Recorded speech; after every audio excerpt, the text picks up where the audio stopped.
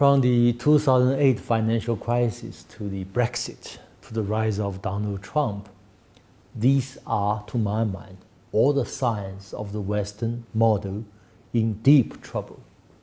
Historically, Western political elites, say the founding fathers of the United States, were much more cautious than today's Western politicians on the issue of democracy. Most of them tended to emphasize republicanism and rule of law as a way to preempt populism, which may be brought about by the practice of democracy. But with the end of the Cold War, and with what Francis Fukuyama perceived at the end of history, one can discern clearly an arrogance on the part of the West about its political system. Western countries, especially the United States, of the end of the Cold War, have been marketing the Western-style democracy worldwide with a missionary zeal, pushing forward the so-called third wave democratization, which for a time seemed to have gathered momentum. Now, with the lapse of 2 decades, few positive results were registered, at least by Chinese standards. In sharp contrast, China rejects categorically the Western political model, and the country is rising fast on an unprecedented scale in human history. To me, there are certain what I call genetic defects in the Western political model. First, the rational human being assumption. Second, absolute rights. And third, omnipotent procedures. Let's discuss them briefly one by one. First, this rational human being assumption presumes that humans can exercise their reason to think and make rational choices in casting their votes. So far, all relevant scientific studies have proven that human beings can be both rational and irrational, and even ultra-irrational, very irrational.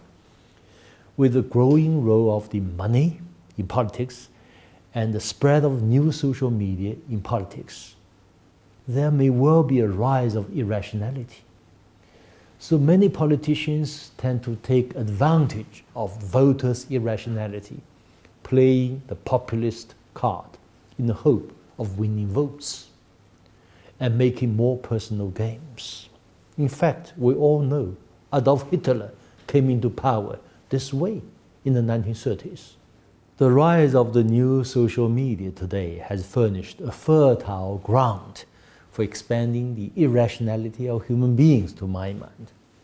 Second, rights are absolute is also a problem, notably the overinflated individual rights and the decline of individual responsibilities.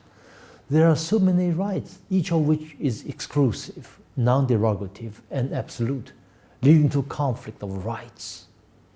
If one looks at the United States today, one finds a grave problem of mutual conflicting rights, the gay rights and the rights of anti-gays, the right of those who support abortion and those opposing abortion, the rights of religious believers and the rights of non-believers, the right of privacy defenders and the right to be informed defenders, the right of the Republicans and those of the Democrats. This kind of conflict causes a heavy toll to the coherence of a society and to the normal functioning of the state, as in the case of the United States today. Thirdly, the belief in procedural importance is admirable, but in real practice of Western democracy, the procedures are viewed as sacred and omnipotent. Western democracy has evolved into a procedural democracy, and once the procedure is deemed right, it does not matter whoever comes into power. Stein Ringen, an Oxford scholar, explored this dilemma faced the American political system in his book, Nation of Devils. He highlights the uncontrollable legislation as manifested in the fact that all sorts of interest groups use lobbying to have their own interests protected.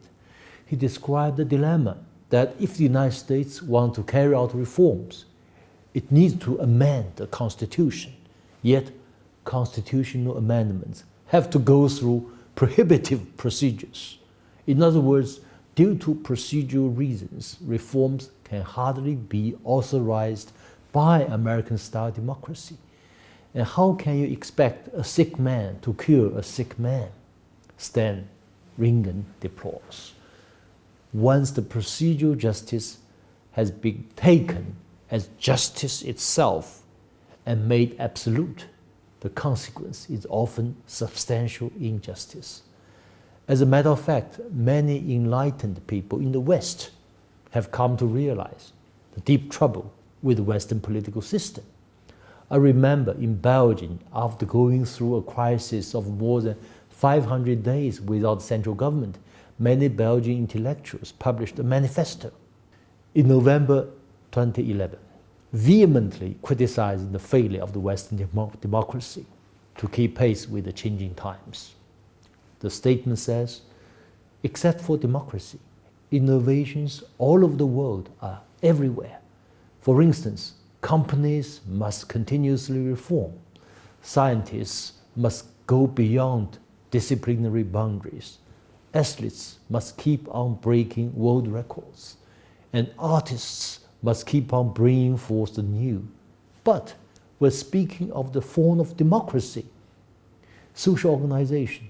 Obviously, we remain self-complacent with the procedures of the 1830s. Why do we have to cling to the 200 years old curios? Democracy is a living organism, and the form of democracy is not fixed.